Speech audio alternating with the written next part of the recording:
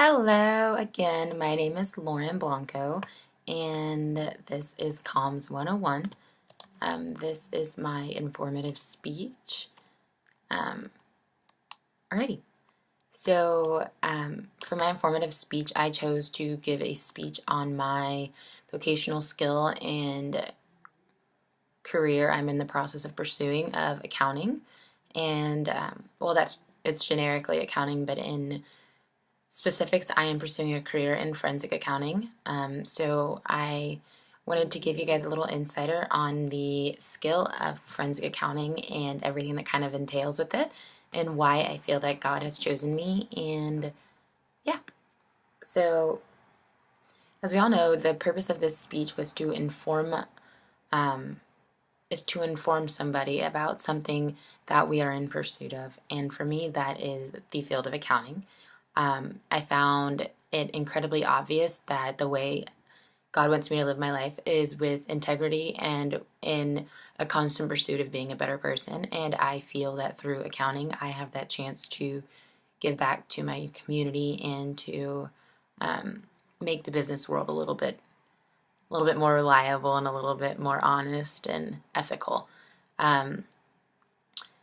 I feel that through the field of accounting, I'll be able to lead corporations and small businesses through everyday life while capitalizing upon honesty and integrity again, and really just giving them a backbone to support their work and to support their name. So before we get started, I wanted to kind of explain what a vocational skill was. And for me personally, I know there are so many different definitions of a vocational skill, but that is really, to me, it's what God has put us on this earth to do. It's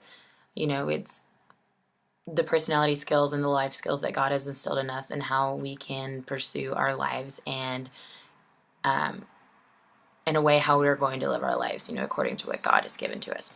So I know it all kind of, when I say forensic accounting, what I really was interested in was the forensic side, the detectives, the CSI work, the law and order work and everything, but it is not. Unfortunately, forensic accounting is a little bit different, but a little bit of the same too. So basically, the way that I'm going to go about explaining things is through explaining forensic accounting and the different crimes and investigations and really just not day-to-day life, but the outline of being a forensic accountant. And then I went to explain a little bit of how God touches on integrity and honesty and, living our life in an ethical manner. And then I kind of want to pull it all together and show you how I found the correlation between the two. I am currently in pursuit of a bachelor's degree in accounting with specifics in forensic. I'm more than halfway through. I have already 120 hours and I'm still under my undergrad, which yes means I am taking more hours than I should, but in order to become a CPA, which is a certified public accountant, you have to have 150 hours. So right now, for example, I'm in Tax 1, Accounting Ethics, Auditing and Assurance Services, and Advanced Accounting 1, which means I've taken pretty much all the gen eds for accounting. So my main point for the beginning, I wanted it to be about the skill set of forensic accounting and how it entails detecting and resolving a multitude of conflicts and crimes that take place throughout the professional business society. According to the highly decorated Alan Zeisman, who is, like I said, decorated, he's a CPA, a CFI, a CFO, a certified financial statement analysis. He basically has every certification that an accountant and financial professional can have. He said that forensic accounting provides an accounting analysis that is suitable to the court, which will form the basis for discussion, debate, and ultimately dispute resolution. So that's kind of the outline of a forensic accountant. And he also touches on the fact that as forensic accountants, we utilize accounting, auditing, and investigative skills to thoroughly investigate financial statements, bank statements, and company receipts while in pursuit of a financial crime. And that is the forensic side of it, but then the accounting side of it, so it's not just embezzlement and fraud investigation. We also can be responsible and help mediate criminal investigations, which is fraud and embezzlement, And then shareholder and partnership disputes, like when a partnership dissolves and you need like legal counsel or forensic or you need accounting counsel to separate and dissolve assets and liabilities of a company. And then you have personal injury claims, like a car crash. Sometimes our lawyers can seek out a forensic accountant to determine economic losses from the vehicle accident. And then you kind of have business interruption, insurance claims, business and employee fraud, matrimonial disputes. So when marriages dissolve, you have business economic losses, professional negligence, and mediation and arbitration, which that has to do with a legal point of view. And so that's kind of the basics of forensic accounting. And then I wanted to kind of bring in the ideology behind integrity and honesty that God touches on in the Bible. So I picked 3 verses that I thought that we could all understand. So in Proverbs 11:3, which says, "The integrity of the upright guides them, but the unfaithful are destroyed by their duplicity." So basically,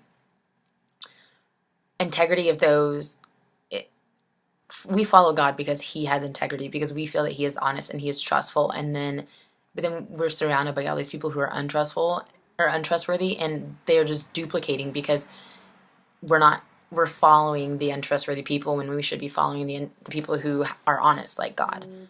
And then in 2 Corinthians 8:21, it says, "For we are taking pains to do what is right, not only in the eyes of the Lord, but also in the eyes of man." So we need to do what is right in the eyes of God, and we also need to do right to our fellow man. And then lastly, I have Proverbs 4:25-27, which says, "Let your eyes look straight ahead, fix your gaze directly before you. Give careful thought to the path for your feet, and be steadfast in all your ways. Do not turn to the right or to the left. Keep your foot from evil." So basically, just take every possible angle in life to keep yourself, going towards the same, righteous goal and following God's will and God's want for us and His plan for our lives. And kind of ending on that, I wanted to bring about the similarities and different, well, I guess the similarities, not so much differences, the similarities between, a person who's honest and who has lots of integrity and really capitalizes on that, and how that person could become a very well-to-do forensic accountant.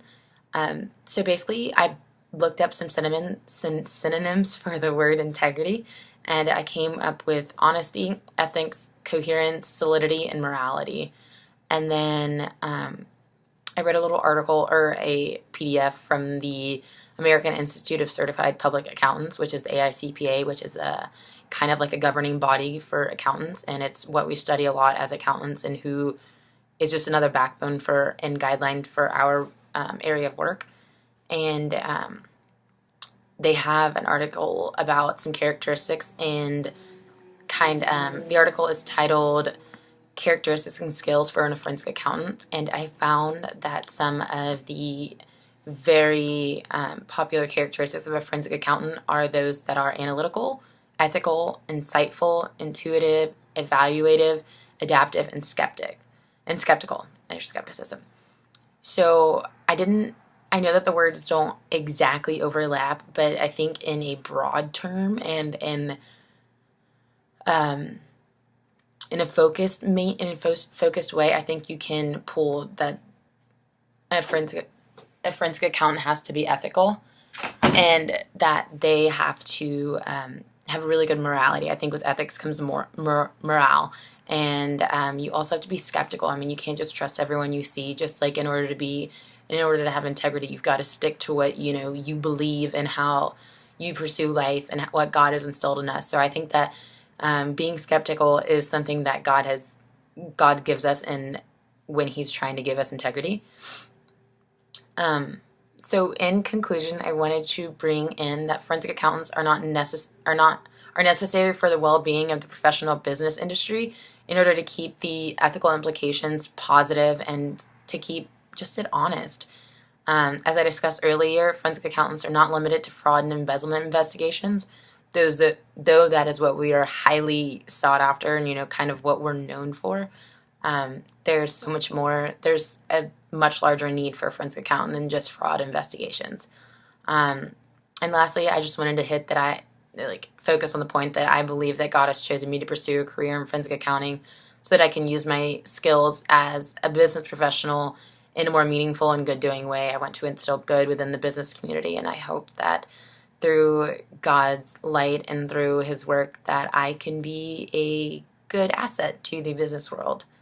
So thank you so much, and I hope you learned a little bit about forensic accounting, and I look forward to the rest of our class. Thanks.